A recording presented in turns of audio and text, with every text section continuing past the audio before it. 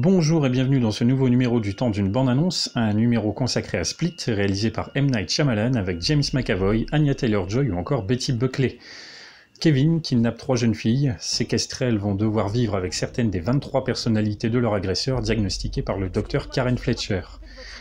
Split nous parle d'une maladie qui est vue comme une possible évolution de l'être humain, plusieurs personnes dans un même corps. C'est une idée originale et intéressante. L'histoire met d'ailleurs bien en avant la variété de toutes ces personnalités et à quel point elles influent psychologiquement mais aussi physiquement sur Kevin. Et cette histoire de bête tient donc tout à fait la route, même si son apparition semble par contre ne reposer sur aucun élément déclencheur précis. Cette multiplication des rôles est admirablement interprétée par James McAvoy.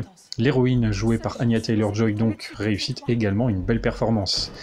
De plus, Split est réalisé proprement, mais si sa dernière scène est assurément marquante et mémorable, il n'en va pas de même pour l'ensemble de ce long métrage. À la manière de son personnage principal, ce film s'est éparpillé. Ça commence pourtant assez bien, avec le côté thriller claustrophobe, des filles qui cherchent bien sûr à s'enfuir des petites pièces dans lesquelles elles sont retenues, on ne voit que quelques salles, 2 ou 3 couloirs, on n'aperçoit jamais l'extérieur, etc. Il y a une bonne dose de tension, de suspense, et on s'interroge sur ce qu'il va se passer ensuite. Malheureusement, les séquences de psychanalyse, bien que nécessaires pour mieux comprendre le personnage principal, sont beaucoup plus légères. Elles font trop baisser la tension et le côté sombre du film, d'autant qu'elles s'avèrent au final relativement peu utiles.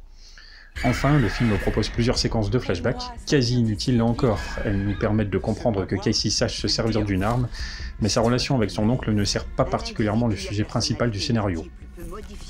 Il en résulte un manque de fluidité, l'intensité et l'intérêt fluctuent trop souvent, et ce plutôt vers le bas, notamment dans le deuxième tiers du film, qui devient très poussif et ennuyeux avant de redevenir un peu plus prenant sur la fin.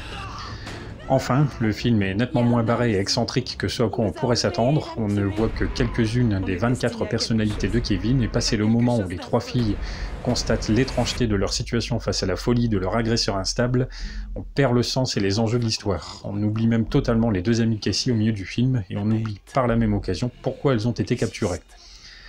En dehors de son ultime rebondissement donc, Split n'atteint pas la cheville des premières réalisations de Shyamalan, Sixième Sens, Incassable, etc. Dommage. Merci de m'avoir écouté et n'oubliez pas, le temps d'une bande-annonce reviendra.